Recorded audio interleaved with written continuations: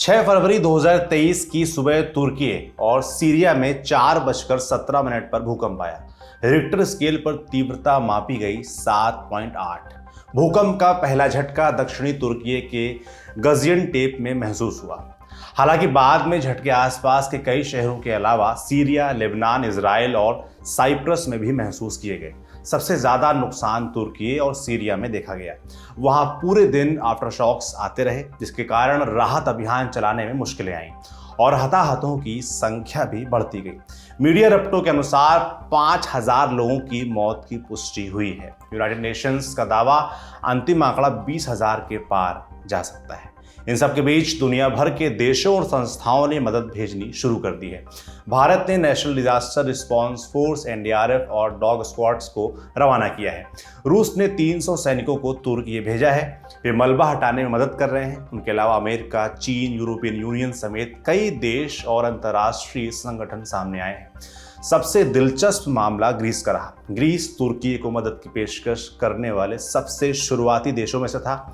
ऐतिहासिक तौर पर दोनों देश एक दूसरे के कट्टर दुश्मन रहे हैं, मगर 1999 में आए भूकंप के बाद दोनों दुश्मनी भुलाकर साथ आए थे। तब से इस रिश्ते में तरावट आई है। तो आज हम जानेंगे तुर्की और सीरिया में चल क्या रहा है, इस इलाके में इतना भयानक भूकंप आने की वजह क्या है और ग्रीस तुर्की अर्थक्वेक डिप्लोमेसी की असली कहानी क्या है। नमस्ते, मेरा नाम सौरभ है और आप देखना शुरू कर चुके हैं लल्लन टॉप का अंतर्राष्ट्रीय प्रसंगों से जुड़ा रोजाना का कार्यक्रम दुनियादारी।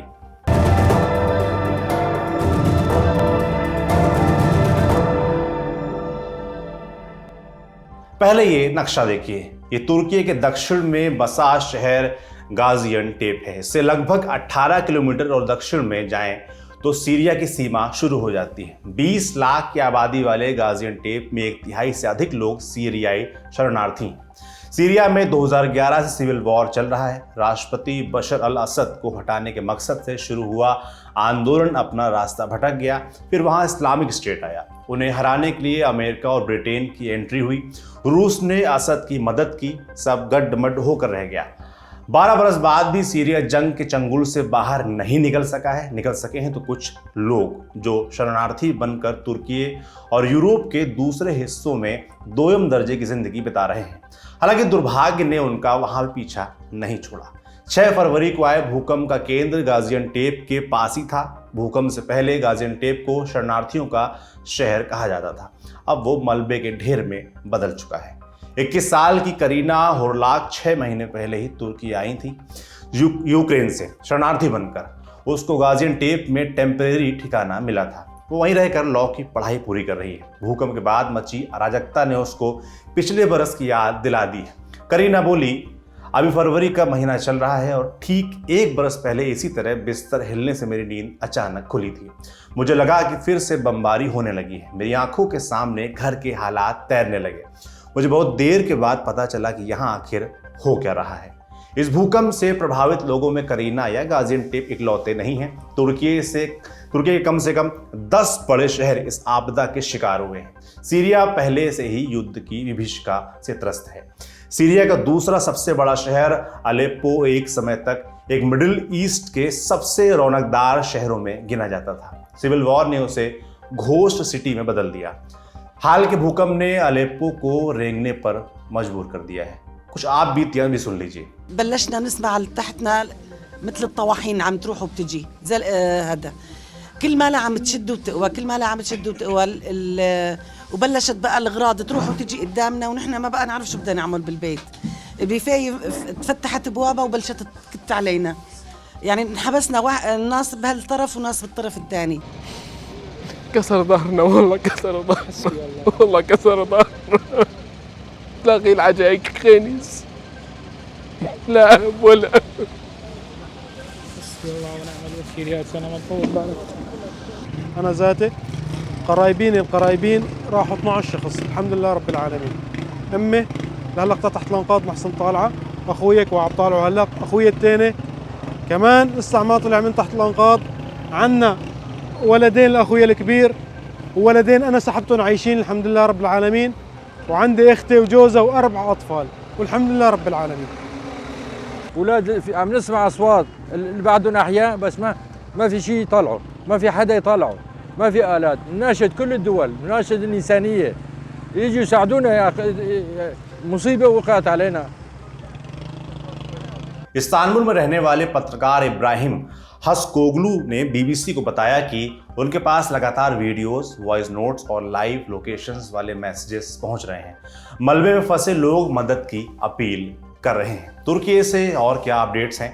नंबर 1, तुर्की में मृतकों की संख्या 3,500 के करीब पहुंच गई है। 20,000 से अधिक लोग घायल हैं। भूकंप में 6,000 से अधिक घर तबाह हुए हैं। ये शुरुआती आंकड़े हैं। जैसे जैसे सर्च एंड रेस्क्यू ऑपरेशन बढ़ेगा वैसे वैसे नुकसान का ग्राफ और ऊपर जाएगा।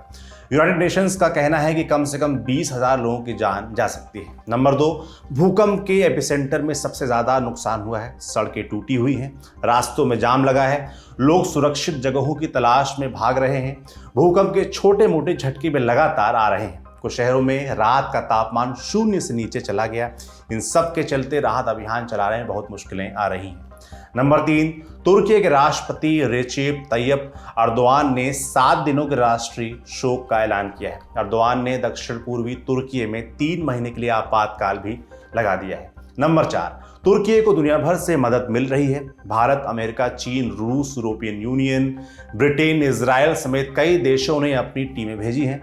भारत की मदद पर तुर्की ने आभार प्रकट किया। भारत में तुर्की के राजदूत ने ट्वीट किया, अ friend in need is a friend Indeed, यानी जो जरूरत में काम आए वही सच्चा दोस्त होता है। ये तो हुई तुर्की की बात। सीरिया का क्या हाल है? सीरिया के मामले में परेशानी कई गुना बढ़ जाती है। इसकी 3 बड़ी वजह हैं। नंबर 1, युद्ध। बरसों से चल रहे झगड़े में बुनियादी इंफ्रास्ट्रक्चर तबाह हो चुके हैं। डॉक्टर हैं तो अस्पताल नहीं, और अस्पताल हैं तो डॉक्टर्स नहीं। पर्याप्त मेडिकल फैसिलिटी नहीं है। एम्बुलेंस की कमी है, स्किल्ड लोग नहीं है, सड़कें सुरक्षित नहीं है। यानी सीरिया में सरकार के पास सर्वाइवर्स को बचाने के लायक पर्याप्त संसाधन नहीं है। तुर्की नेटो का देश है। उसके यूरोप और एशिया में कई देशों के साथ दोस्ताना संबंध भी हैं। सीरिया के मामले में ऐसा नहीं है। युद्ध के कारण उसकी साख अलग खराब हो रखी है। ऐसे में अगर उसके पास बाहरी मदद पहुंचती है तो ये किसी वरदान से कम नहीं होगा। नंबर 2, शरणार्थी संकट। सीरिया का इदलिब प्रांत भूकंप से सबसे ज्यादा प्रभावित हुआ है। इदलिब इकलौता ऐसा प्रांत है जो अभी भी विद्रोहियों के कब्जे में है। इस इलाके में लाखों शरणार्थी रहते हैं। अगर कोई देश वहां मदद पहुंचाना चाहता है तो उन्हें विद्रोहियों से समझौता करना होगा। सीरिया सरकार इदलिब में विदेशी मदद की अनुमति नहीं देता है। उनका मानना है कि ये उसकी संप्रभुता के खिलाफ है।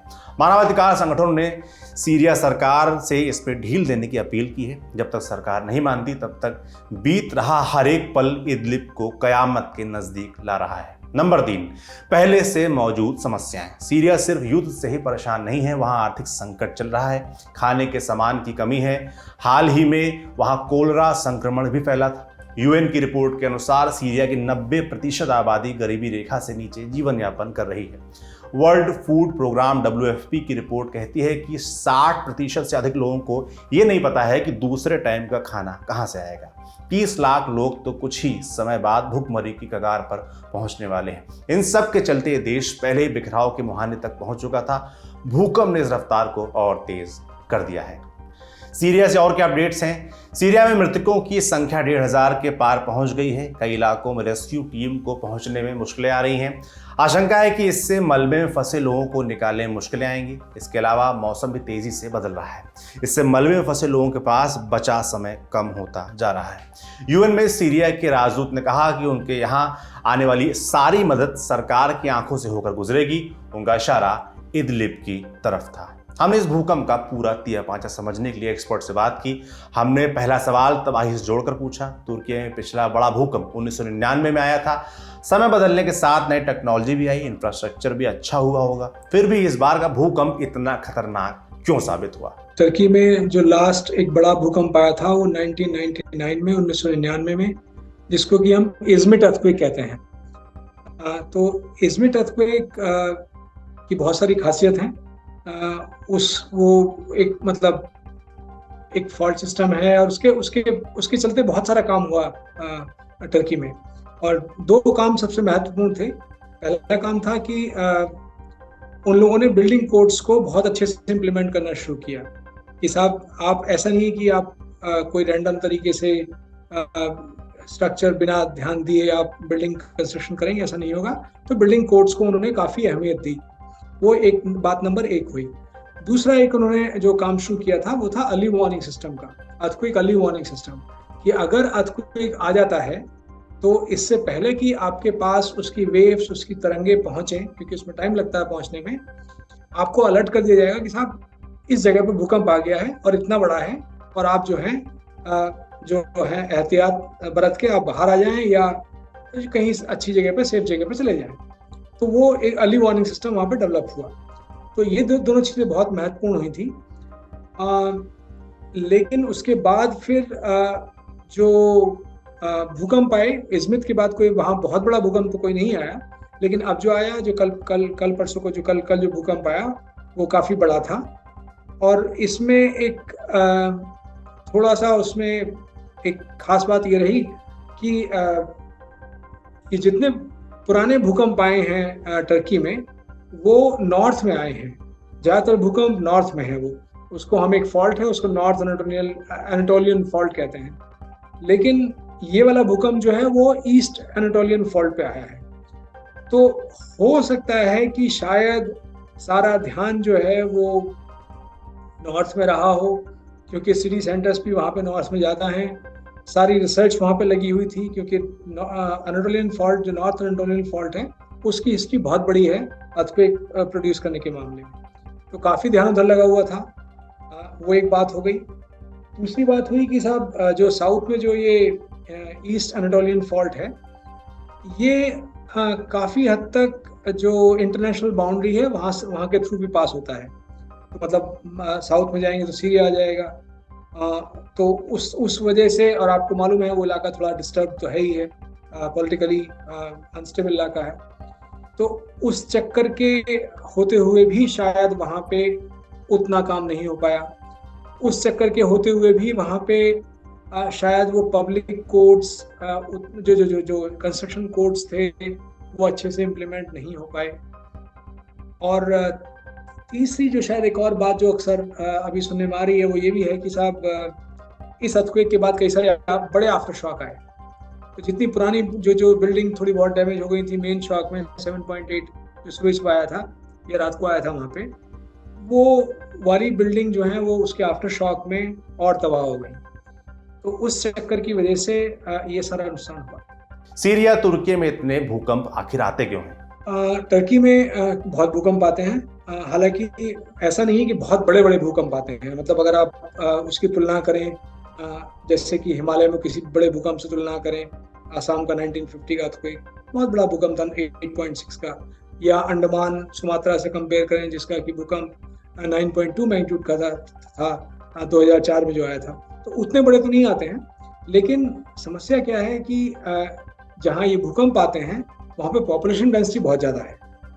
तो उसकी वजह से जो जान माल का जो नुकसान होता है वो ज़्यादा होता है। ये तो एक बात हो गई। अब दूसरा बात है वो टेक्टोनिक से रिलेटेड है आपका सवाल कि वहाँ पे भूकंप क्यों आते हैं। अगर आप नक्शे को देखें तो जो टर्की का जो इलाका है वो, उसके साउथ में एक प्लेट है जिसको हम अरेबियन प्लेट कहते हैं, और नॉर्थ में यूरेशियन प्लेट है। यूरेशियन प्लेट वही है जो कि हमारे हिमालय के नॉर्थ में है, जिसका चाइना पार्ट है।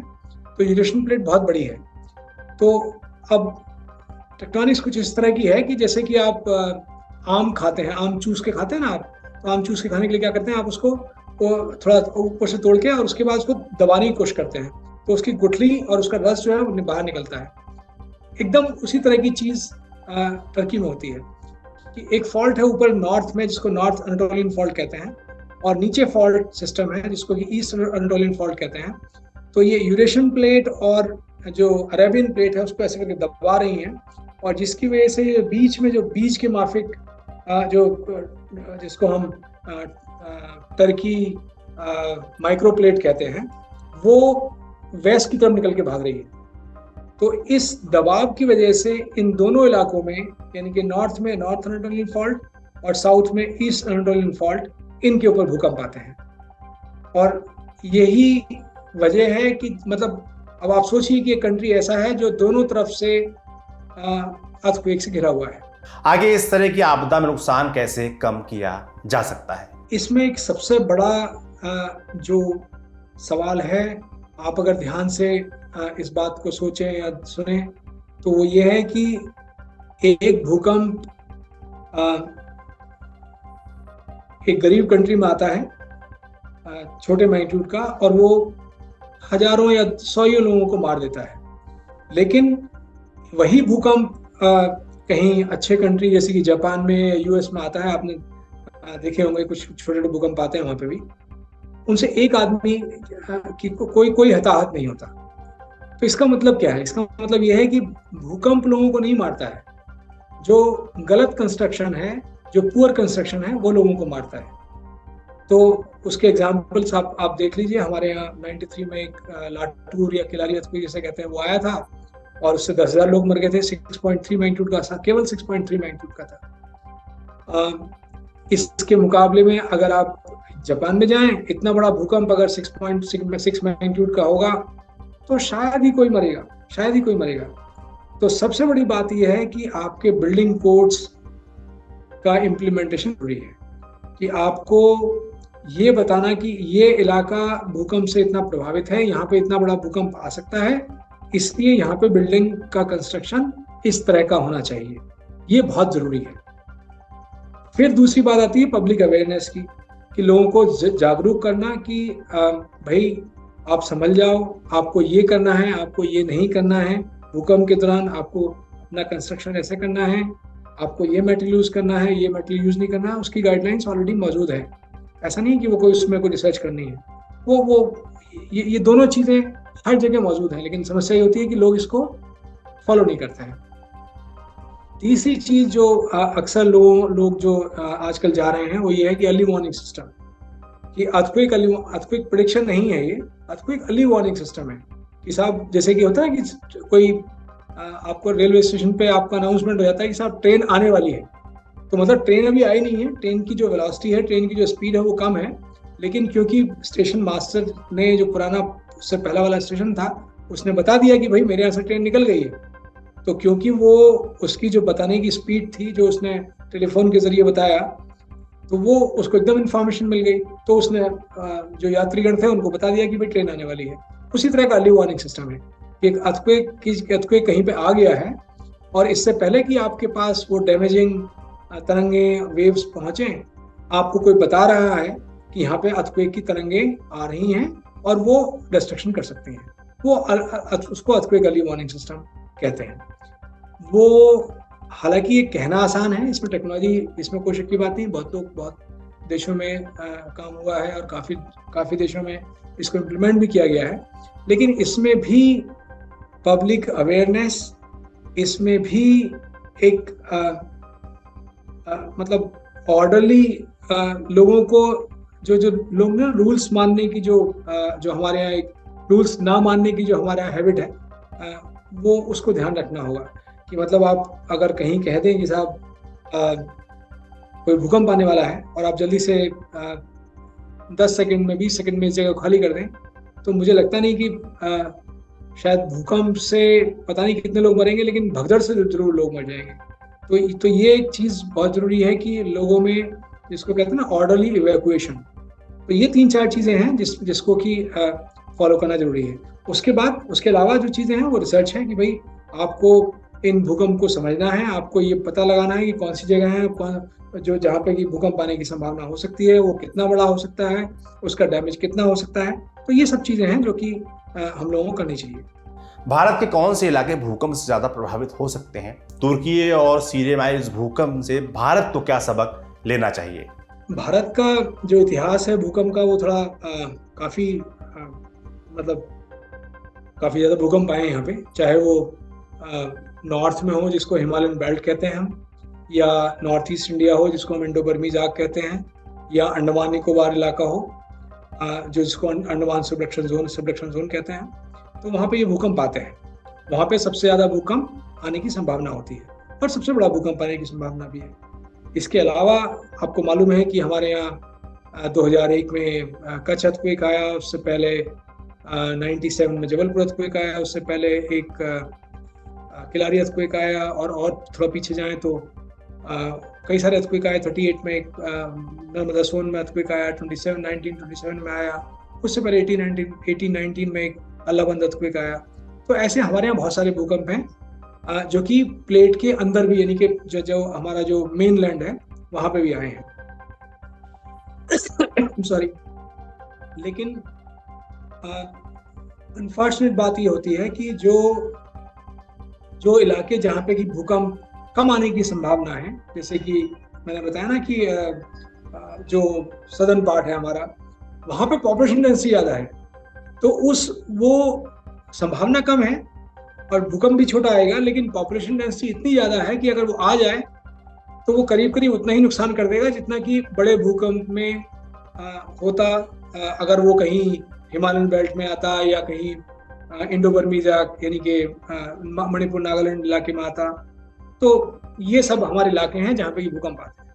कहा जा रहा था कि सूनर और लेटर टर्की और सीरिया में भूकंप आने की आशंका जता दी गई थी। क्या हमारे देश के लिए ऐसी कोई प्रेडिक्शन है?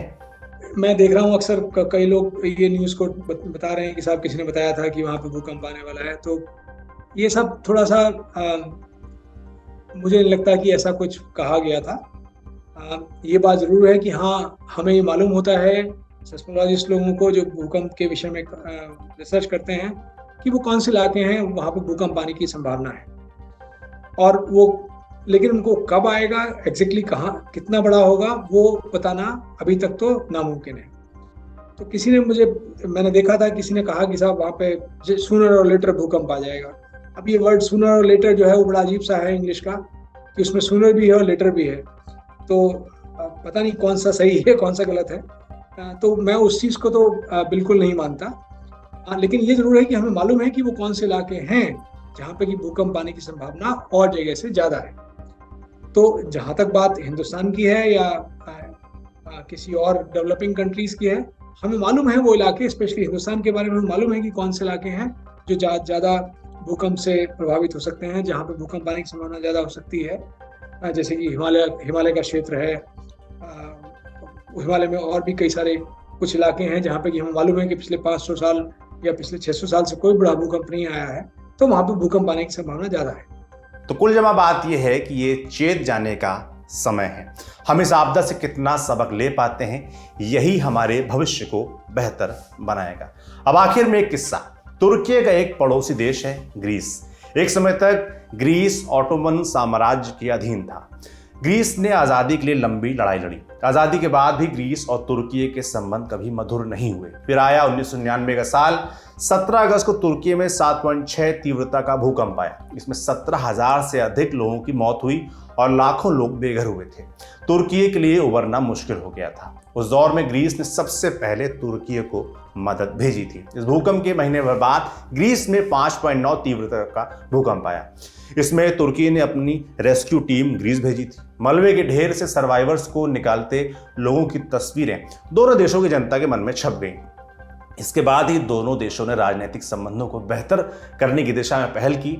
इस एपिसोड को इतिहास में अर्थक्वेक डिप्लोमेसी के नाम से जाना जाता है। देश दुनिया के ऐसे ही ज़रूरी खबरों और किस्सों पर हमारी नज़र बनी रहेगी। आप बने रहिए ललन टॉप के साथ। आज का दुनियादारी यहीं पर समाप्त होता है। कल फिर मुलाकात होगी। इसी उम्मीद के साथ विदा लेता हूँ। शुक्रिया, शुभ रात्रि। शुरू हो गया है YouTube पर ललन टॉप का नया मेंबरशिप प्रोग्राम LT प्रीमियम। क्या होगा इसमें? LT प्रीमियम मेंबर्स किसी भी प्लेटफॉर्म से 3 दिन पहले देख सकते हैं guest in the news room और किताब वाला जैसे कई शोज। ललन टॉप के हम सब एंकर्स हर हफ्ते आपसे करेंगे लाइव चैट, देंगे आपके सवालों के जवाब। ललन टॉप के न्यूज रूम में क्या होता है, अर्ली एक्सेस ब्लॉग में दिखेगी न्यूज रूम की रोचक जानकारी और उठापटक। ये मेंबरशिप लेने के बाद सिने सन्यासी समेत कई नए नवेले पॉडकास्ट भी आप सबसे पहले सुन पाएंगे। जो हमारे नए शोज प्रस्तावित हैं उस पर भी आपकी राय ली जाएगी, खास तौर पर क्योंकि आप हैं हमारे प्रीमियम व्यूअर। इसके अलावा मज़ेदार स्टिकर्स के साथ चैट कमेंट करके आप नजर आएंगे सबसे अलग। इन स्टिकर्स का इस्तेमाल आप YouTube के चैट और कमेंट सेक्शन में कर पाएंगे। इस मजे के लिए क्या करना होगा, इस जुड़ाव के लिए क्या करना होगा, जाना होगा ललन टॉप के YouTube चैनल पर और ज्वाइन बटन को प्रेस करना होगा। फिर सिर्फ 59 रुपए महीने में मिलेगा ललन टॉप आनंद। एप्पल यूजर नीचे दिए लिंक पर क्लिक कर LT प्रीमियम सब्सक्राइब करें।